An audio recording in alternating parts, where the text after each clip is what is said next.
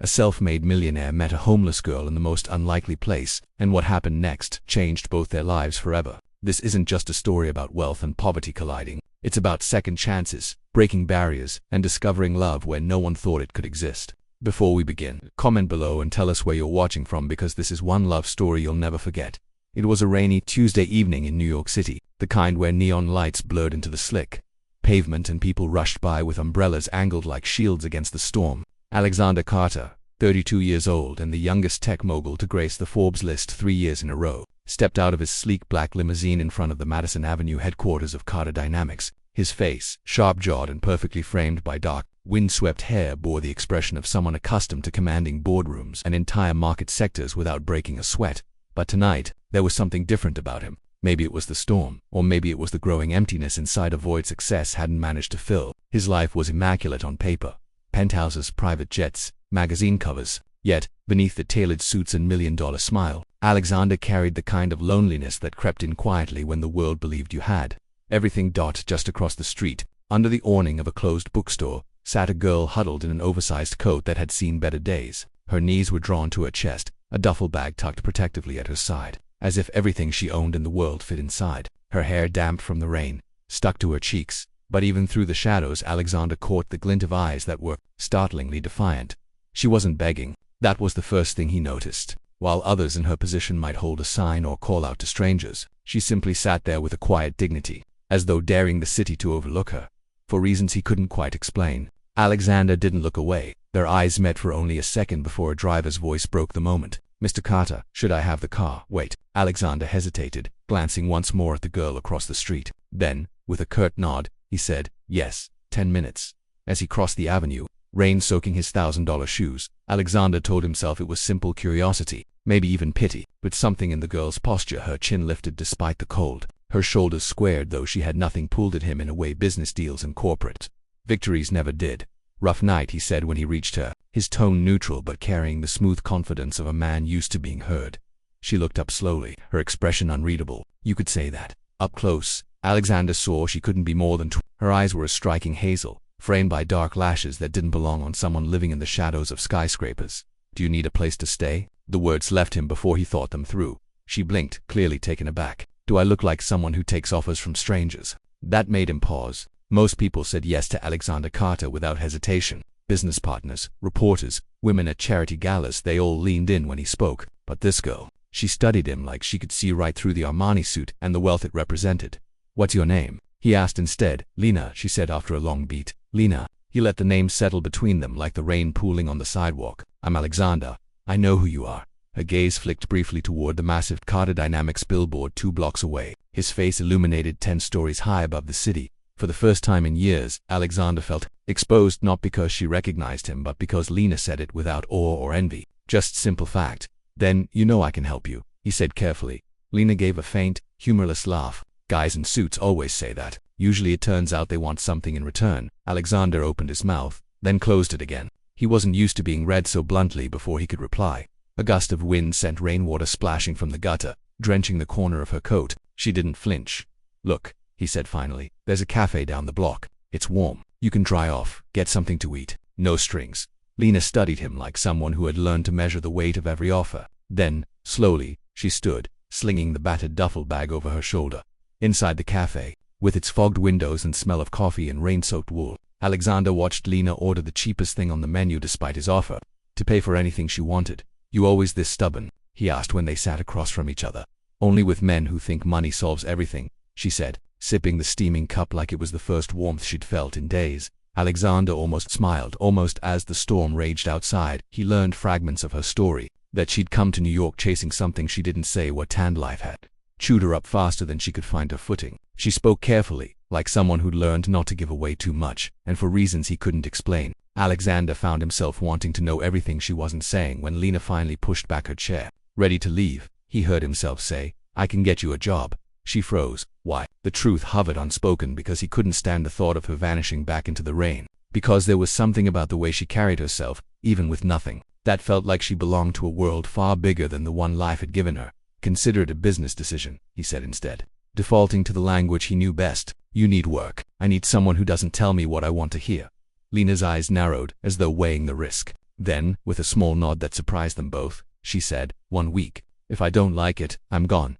Alexander agreed before realizing he had no idea what job he was giving her. And as they stepped back into the rain, neither of them knew that this simple agreement would be the spark to ignite a series of events that would turn both their worlds upside down. The rain had eased by the time they left the cafe, but the city glistened with puddles reflecting the dizzying lights of Manhattan. Alexander's driver, a man so discreet he might have been carved from stone, held the car door open without comment. Lena hesitated before sliding into the leather interior, her eyes scanning the luxury like someone entering a foreign country where the language and customs were entirely unfamiliar. Alexander studied her as the car pulled away from the curb. She sat with her duffel bag hugged tightly to her chest, shoulders tense as though expecting someone to snatch everything she had left. "It can relax," he said finally. Lena turned her head, those striking hazel eyes sharp beneath the dim cabin light. "People usually say that right before they ask for something." He almost laughed. "Do I strike you as someone who needs anything?" She tilted her head, assessing him the way one might study a painting in a museum, curious detached, searching for cracks beneath the glossy surface.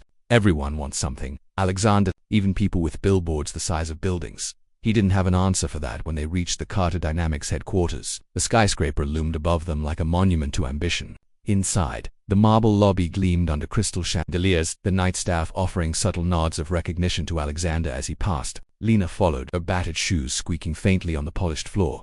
"This doesn't look like a place that hires people like me," she murmured. "Maybe that's the point," he replied. Holding the elevator door on the 23rd floor, Alexander led her into a sleek, glass-walled office lined with monitors displaying market trends and corporate analytics. At this hour, it was silent except for the hum of the servers. "This is my operations center," he explained. "Tomorrow I'll introduce you to HR. You can start in a temporary role, assistant, messenger, whatever gets you inside the building." Lena crossed her arms. "You give jobs to random strangers often." "Only the interesting ones," he said with a faint smirk. She rolled her eyes but didn't argue. Before he could say more, his phone buzzed. A reminder for the quarterly board meeting tomorrow. Investors flying in from London. Financial projections due by dawn. The familiar world of deadlines and power plays was already pulling at him like gravity. But, for reasons he couldn't quite explain, Alexander found himself reluctant to end the night. "You have somewhere to stay?" he asked suddenly. Lena's expression shuttered. "I've managed this long." "That's not an answer," she shrugged. "I'll find something." Against his better judgment, Alexander offered his guest suite in the company's executive wing. It wasn't personal, at least, that's what he told himself. It was practical, safer than leaving her on the street, easier than wondering where she'd gone. Lena hesitated a long moment before accepting with a quiet, "just for tonight," as he showed her the sweet minimalist furniture, warm lighting, floor-to-ceiling windows overlooking the city. She stood by the glass, staring at the skyline glittering like 1,000 distant promises. "You live up there somewhere, don't you?" she asked softly, nodding toward the upper floors where his penthouse crowned the tower. "Yes, must be nice." Looking down at everything, Alexander leaned against the doorframe, studying the silhouette of this girl who had stepped, almost by accident, into his world of steel and glass. "You think that's what it feels like?" Lena didn't turn around. "I think it must be lonely."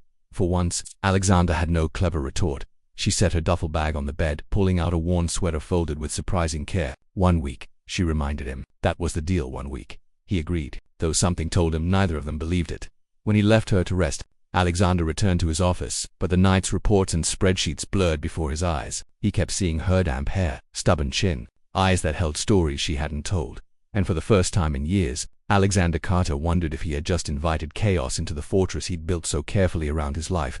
Morning sunlight spilled through the skyscraper windows, turning the glass walls of Carter Dynamics into sheets of gold. By the time Lena woke in the executive suite, the city below was already roaring to life, honking taxis, distant sirens, the hum of a metropolis that never stopped moving. She stood by the window, barefoot, hugging the borrowed sweater to herself as she looked out over Manhattan. From this height, the streets seemed so small, like the problems of yesterday might belong to another version of her entirely.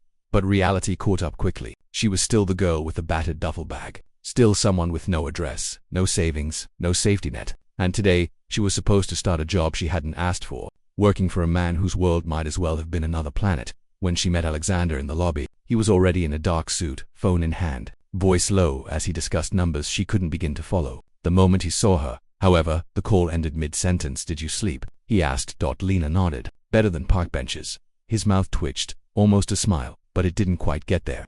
"Come on, I'll introduce you to the team." The team, as it turned out, was a swarm of assistants, analysts, and managers who moved through the office with the speed and precision of a military unit. Lena followed, Alexander through the maze of glass partitions and buzzing conversations until they reached the HR department. She'll be temporary staff, Alexander told the bewildered HR director. Start her wherever you need hands. The director nodded, eyes flicking curiously toward Lena's worn jeans and thrift store sneakers, but saying nothing. By noon, Lena had a badge clipped to her borrowed blazer and a desk in the communications department, where she was tasked with sorting internal memos and handling deliveries between floors. It wasn't glamorous, but it was work, and it came with free coffee in a place to be that wasn't the rain-soaked street. Still, she could feel the stares. People whispered when they thought she couldn't hear. Who was the girl working under the personal recommendation of Alexander Carter himself? At one point, she caught sight of him through the glass walls of the executive boardroom. He was seated at the head of the table, surrounded by investors and lawyers, his expression sharp, controlled, untouchable. But then, just for a second, his eyes lifted and found hers across the bustling floor, and in that fleeting glance, Lena felt something shift. The rest of the day blurred by in a haze of phone calls, courier runs, and learning how to navigate a building where everyone seemed to speak in acronyms and financial jargon. By the time evening arrived, she was exhausted but grateful. For the first time in weeks, she wasn't wondering where she would sleep. She found Alexander in his office, sleeves rolled up, tie loosened, looking less like the man on the Forbes cover and more like someone carrying the weight of 1,000 expectations. How was it? He asked without looking up from his laptop. Busy, she said. People stare. He smirked faintly. They're curious. You appeared out of nowhere. Your world is different, Lena admitted. Alexander leaned back in his chair, studying her with that same unreadable expression she was beginning to recognize. And yours? She hesitated. Mine doesn't usually involve catered lunches and 30-second elevators. There was a pause. Outside, the city glowed against the darkening sky. I meant, Alexander said quietly, how does someone like you end up with nowhere to go? Lena stiffened. People like me. That's not what I find. She cut in, voice tight. Maybe I just made some bad choices. Maybe life doesn't care how hard you try. Alexander saw the way her hands clenched around the strap of her duffel bag. For a man who could read market trends like second languages, he realized he was still learning how to read her. Before he could reply, his assistant appeared at the door with documents requiring signatures, and the moment fractured. When Lena finally left for the night, the rain had returned, soft and steady against the pavement. Alexander watched her go, feeling the strangest sense that this girl, this stranger who had walked into his life by accident, was about to change far more than she realized. The following morning began with a kind of crisp autumn sunlight that made New York feel almost forgiving. Lena arrived at Carter Dynamics early, partly because she didn't have anywhere else to be, partly because something in her refused to appear careless in front of people who already looked at her like she didn't belong. She found herself growing accustomed to the rhythm of the office, phone calls echoing through the hallways, the worry of copy machines, the muted conversations in glass conference rooms where decisions worth millions were made before lunch. But Alexander Carter, he remained a mystery. Some days she barely saw him at all, only glimpsing him from a distance as he moved between meetings like a storm contained in a perfectly tailored suit. Other times, he appeared out of nowhere, asking if she had everything she needed, as though trying to solve a puzzle only he could see. It was late afternoon when Lena ran into him in the lobby, quite literally, as she rounded a corner carrying a stack of files for the communications department. Careful, Alexander said, steadying the papers before they hit the floor. Lena exhaled sharply. I'm fine. His eyes lingered on her a moment longer than necessary. You work like someone trying to prove something. Maybe I am. She shifted the papers in her arms. People here already think I don't deserve this job. Alexander tilted his head, studying her with that unreadable gaze. Do you care what they think? She hesitated. I shouldn't. Good, he said simply, before turning toward the elevators. But halfway there he stopped. You should come to the charity gala this weekend. Lena blinked. Excuse me. Black tie event. Carter Foundation. Big donors press. The usual circus. He shrugged, as if the thought had just occurred to him. You might like it. I don't own anything remotely close to gala attire, she said flatly. Then we'll fix that, Alexander replied, already walking away as though the matter were settled. Lena stood frozen, files still clutched to her chest. She wasn't sure if he was inviting her or testing her. The next evening she found herself in a boutique on Fifth Avenue, surrounded by mirrors and soft lighting, feeling like she'd stepped into someone else's life entirely. A personal shopper fluttered around with dresses in shades of midnight blue and emerald silk. Alexander seated nearby as though this were simply another meeting on his calendar. This isn't necessary, Lena muttered under her breath as she emerged from the fitting room in a gown that cost more than 3 months of rent if she'd had a place to pay rent for. Maybe not, Alexander said, looking up from his phone. But you belong in rooms where people don't expect you to. The word struck her in a way she didn't anticipate. On the night of the gala, the ballroom glittered with chandeliers and champagne glasses, the air thick with perfume and power. Lena felt eyes on her the moment she stepped through the door beside Alexander. dressed in the emerald gown he had chosen.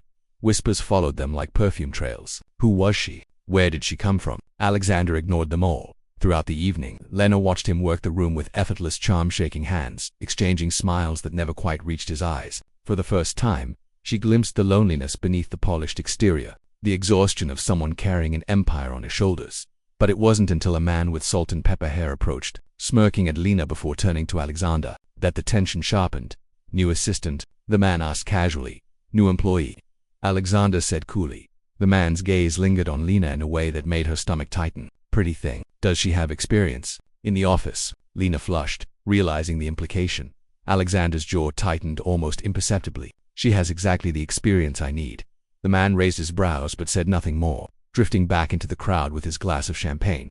Lena exhaled slowly. "People think I'm with you," she murmured when they were alone again. Alexander met her gaze evenly. "Are you?" The question hung between them, heavy and electric. For a moment, neither of them moved. The music swelled around them, violins and soft jazz, the glittering crowd a blur beyond the edges of that single, loaded glance. And before Lena could answer, someone interrupted to drag Alexander into another conversation, leaving her standing there with a racing heart and the unsettling realization that this arrangement, this job, this deal, this strange collision of two worlds was no longer as simple as she had told herself it was. The night of the gala ended long after the last glass of champagne had been drained and the orchestra had packed away their instruments. Alexander's car pulled up outside Lena's modest hotel. He had offered her the company apartment again, but she refused this time, saying she needed some air, some distance after all the stares and whispers. She hadn't answered his question, "Are you with me?" The words had echoed in her mind all evening, tangled with the memory of Alexander's sharp tone when the man at the gala had spoken to her like she was something for sale. She had expected Alexander to be indifferent, the way men like him usually were, but instead there had been a flash of something almost protective in his eyes, and that unsettled her more than she wanted to admit. The following days at Carter Dynamics were different, subtle, but different. Lena noticed how people looked at her when she walked through the halls now, not with the same open curiosity as before, but with that quiet, assessing glance people gave when they thought something was going on. She ignored it. Mostly Alexander, on the other hand, seemed unchanged on the surface, still the man with a fast stride and sharper mind, still commanding boardrooms like generals command armies. But whenever Lena brought reports to his office, whenever their eyes met across the glass walls, there was a charge there now, something unspoken but undeniable. One evening, a sudden downpour trapped her at the building long after most employees had gone home. She stood in the lobby, watching sheets of rain lash against the sidewalk, when Alexander appeared from the elevator, jacket slung over his shoulder. "No umbrella?" he asked. "Didn't check the forecast," she said. He glanced outside, then back at her. "I'll give you a ride." Lena hesitated, then nodded. The car ride was quiet at first, city lights blurring past the tinted windows. Then Alexander spoke, his voice low. "You handled yourself well at the gala." She let out a humorless laugh. "I felt like a stray cat someone accidentally brought to a dinner party." "You didn't look like one," he said simply. The words shouldn't have mattered, but they did. They stopped at a small Italian restaurant instead of heading straight to her hotel. "I thought you didn't eat with employees," Lena teased when he held the door open for her. "I make exceptions," Alexander replied. The place was warm, filled with the smell of garlic and roasted tomatoes, over pasta and wine. Lena told him pieces of her story she hadn't shared before, about coming to New York, chasing a job that vanished before she arrived, about nights spent in bus stations, about learning to sleep lightly because it wasn't safe not to. Alexander listened, really listened, the way people rarely did. When she asked about his life, he shrugged, talking about business, about growing up with a father who believed emotions were weaknesses to be stamped out early. "No one tells you," Alexander said quietly, "that the higher you climb, the fewer people you trust." Their eyes met across the small table. Something tightened in Lena's chest. It was raining again when he drove her home, the streets glistening under the streetlights. Outside her hotel, she hesitated before getting out. "Why me?" she asked suddenly. "Why help me at all?" Alexander looked at her for a long moment, then said, "Because you don't look at me the way everyone else does." The air between them felt charged. Lena's hand rested on the door handle, like she wasn't sure whether to leave or stay. Finally, she opened the door and stepped into the rain without another word, disappearing into the glow of the hotel's awning while Alexander sat there in the car, wondering when exactly this had stopped being about kindness or business and turned into something else entirely. The next week at Carter Dynamics carried a tension Lena couldn't quite name. It wasn't just the glances from other employees or the whispers when they thought she couldn't hear. It was something deeper, something between her and Alexander that neither seemed willing to acknowledge outright. He was busier than ever, meetings stacked one after another, phone calls in languages she didn't recognize, late nights in the glass office high above Manhattan, but somehow he always noticed when she was in the room. Sometimes it was just a glance across the floor. Sometimes it was the way his voice softened when speaking to her, in contrast to the clipped efficiency he used with everyone else. And Lena, she didn't know what to make of it. One afternoon, a crisis hit. A contract worth millions was at risk after a last-minute investor pulled out. Alexander stormed through the building with the kind of cold, precise anger that made even senior executives step aside. Lena watched from the corner of the communications department as he gathered his top people in the boardroom, his voice carrying through the glass walls.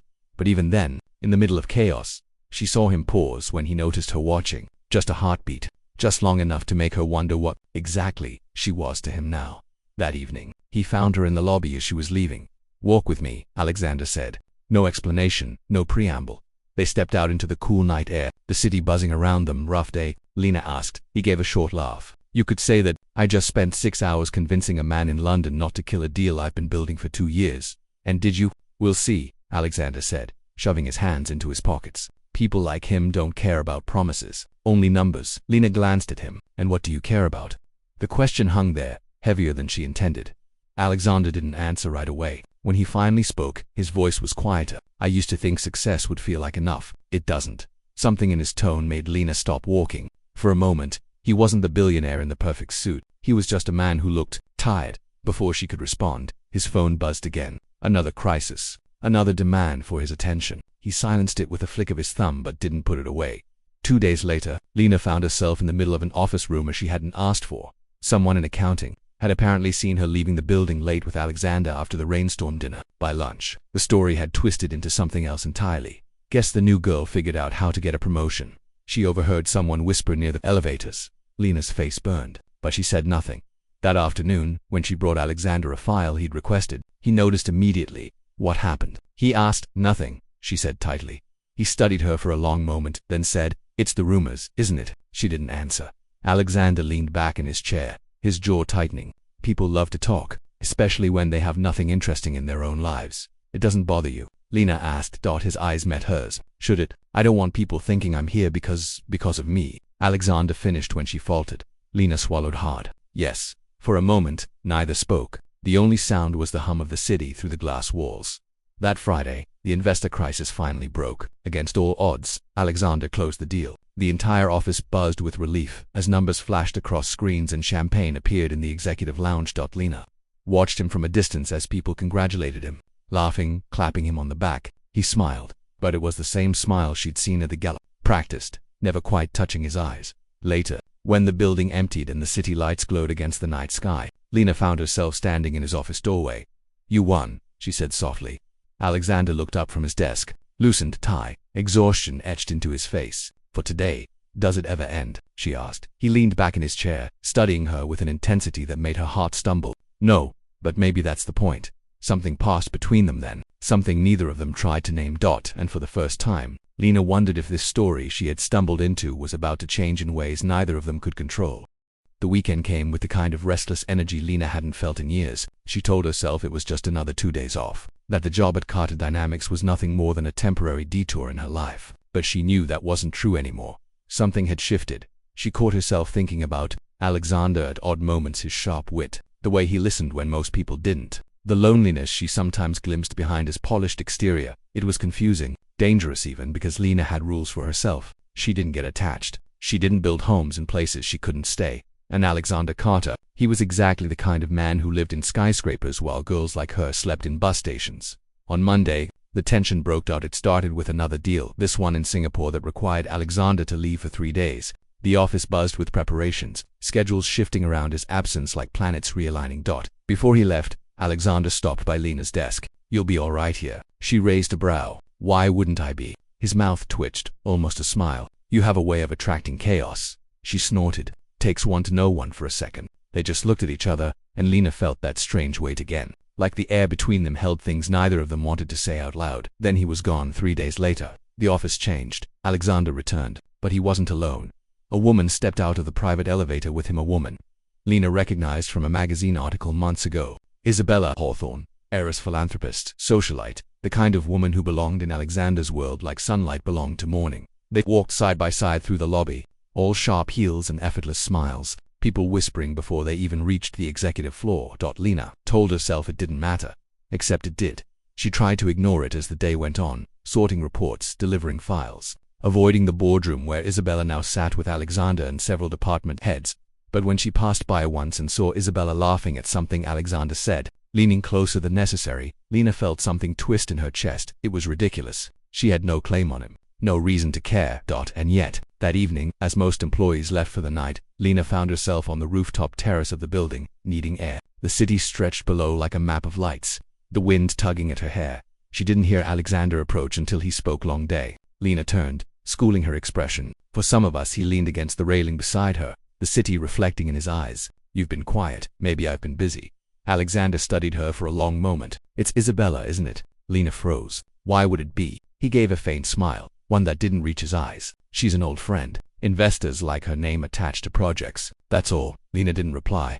The wind whipped around them, carrying the distant sounds of traffic and sirens. Lena, Alexander said finally, his voice lower now. You think I don't see it, but I do. The way you look at me sometimes, like you're trying to figure out if I'm worth trusting. She turned toward him, meeting his gaze. And are you? For a moment, neither of them moved. The city roared beneath their feet, but up here, everything felt suspended. I don't know, Alexander admitted quietly, but I want to be. The words hit harder than Lena expected because for the first time, Alexander Carter didn't sound like the man on the magazine covers or the headlines. He sounded like someone standing on the edge of something he didn't entirely understand, and Lena realized she was standing there with him. The following week began with a storm, not of weather, but of whispers. Someone in the company leaked a photo of Alexander and Isabella leaving a charity dinner together. By noon, half the city's gossip sites were speculating about Carter dynamics, about the billionaire bachelor finally settling down, about Isabella Hawthorne becoming the new face beside his empire. Lena told herself she didn't care, but when she delivered a file to Alexander's office that afternoon and found Isabella already there, leaning casually against his desk while he signed papers, Lena felt her stomach drop. She left before either of them noticed her standing in the doorway that night. Alexander found her in the executive lounge, staring out the window at the rain-streaked skyline. Why are you avoiding me? He asked. I'm not, Lena said flatly. He stepped closer. You saw the articles. Doesn't matter, she said, too quickly. Alexander studied her for a long moment. Lena, Isabella is business. That's all business that shows up at charity dinners and walks out of elevators with you. She doesn't matter, Alexander said firmly. Not the way you do. The words caught her off guard. For a moment, neither of them spoke. The city lights flickered below like restless stars. Then Alexander said quietly, I don't know when this stopped being about a job, but it did, and I can't go back to pretending it didn't. Lena turned toward him, heart hammering. This isn't your world, she said softly. People like me don't belong in places like this. Maybe places like this are the problem, Alexander replied. Maybe I'm the problem, but I know one thing: I don't want this building, this company, this life if it means watching you walk out of it. Her breath caught. The next days blurred into one long storm of emotions, rumors, and decisions that couldn't be postponed forever. Alexander canceled 2 dinners with Isabella, which made headlines for skipping a high-profile investors' gala, and stunned half the city when he announced a new initiative through the Carter Foundation, a massive housing project aimed at helping homeless youth across New York. When reporters asked why, he said only, because everyone deserves a place to start over. Lena watched the press conference from the edge of the crowd, her chest tight with something she didn't want to name that evening. Alexander found her on the rooftop terrace again, where the city winds carried the scent of rain and possibility. You once asked me why I helped you, he said. I think I finally have the answer. Lena turned, searching his face, and, because somewhere along the way, Alexander said softly, you reminded me what it means to feel alive, to fight for something that isn't about money or headlines or boardrooms. The air between them felt electric, like the night itself was holding its breath. Lena, he said, voice rougher now, stay. Not for the job, not for the apartment, for me. For a long moment. She didn't move then. Slowly, Lena stepped closer, the city roaring beneath their feet, the wind tugging at her hair as though urging her forward. I never wanted your world, she whispered, but maybe I want you. And as Alexander reached for her hand, as the storm over Manhattan broke into 1,000 glittering lights, Lena realized she wasn't falling anymore. She was choosing him, choosing them, choosing the impossible thing that somehow felt more real than anything had in years. If you loved Alexander and Lena's journey, rate this story from 0 to 10 in the comments and subscribe for more incredible tales of love against all odds. Don't forget to hit the notification bell so you never miss another story. Thank you for watching, and remember, sometimes the greatest risks lead to the most beautiful beginnings.